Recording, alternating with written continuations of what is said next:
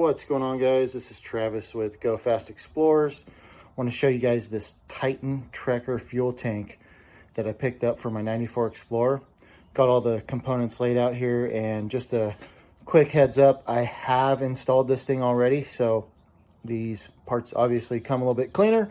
So I put it to the test, it works good, and I pulled it apart to just make a little adjustment on it since I changed my spare tire size. So show you guys what we got here. Really good instructions. You've got your mounting plate here that actually will bolt into the back of the tank, and that's also going to tie into your factory spare tire mount location. The smaller plate above it is the one that extends through the center of the fuel tank.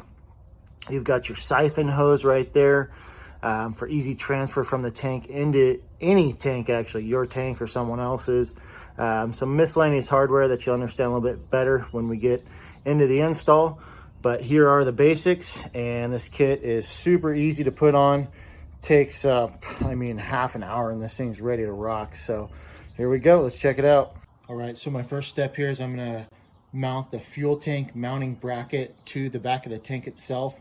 Super simple. This kit comes with great instructions that tells you all the tools and sockets you need. So I'm going to zip these, looks like 5 bolts onto the back of this thing, and 14 millimeter. Off we go.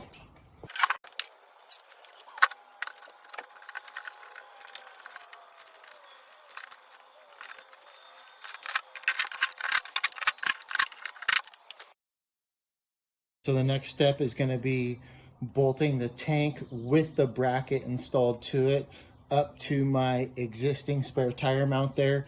I obviously have a custom bumper, but if you had a Jeep, Bronco, anything like that, you'd be just mounting this thing right up to your factory location here. So Titan supplies you with 1/2x20 nuts and washers, grade 8 stuff to pop these things on with. Super simple, like you're putting on a lug nut. So that's the next thing we're gonna do. Literally just lift this thing up, put it on there like it actually was a spare tire.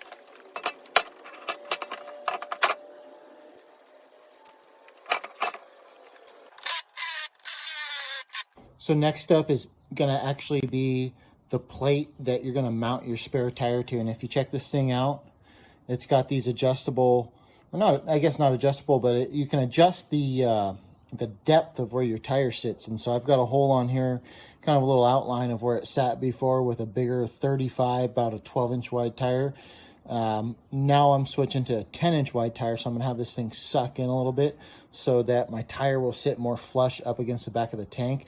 There's a tiny little gap, and I want to get rid of that. I didn't have the gap with the bigger tire, so we're gonna throw this thing on now.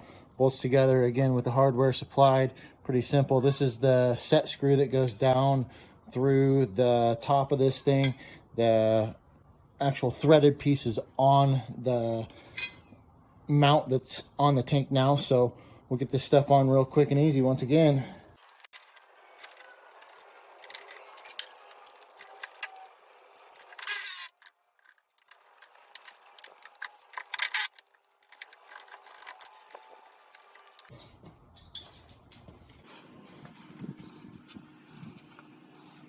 These are the studs coming off my existing spare tire mount.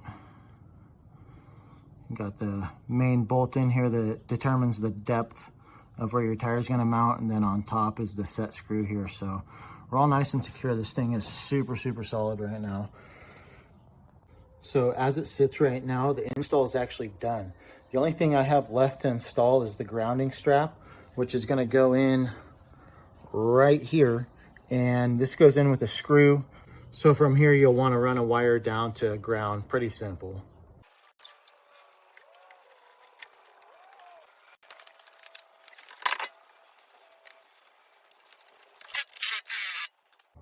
All right, let's take a peek. We're all finished up. What I was talking about that mounting depth is just so that we're getting the tire just sitting completely flush on that thing. I had a tiny little gap in there before.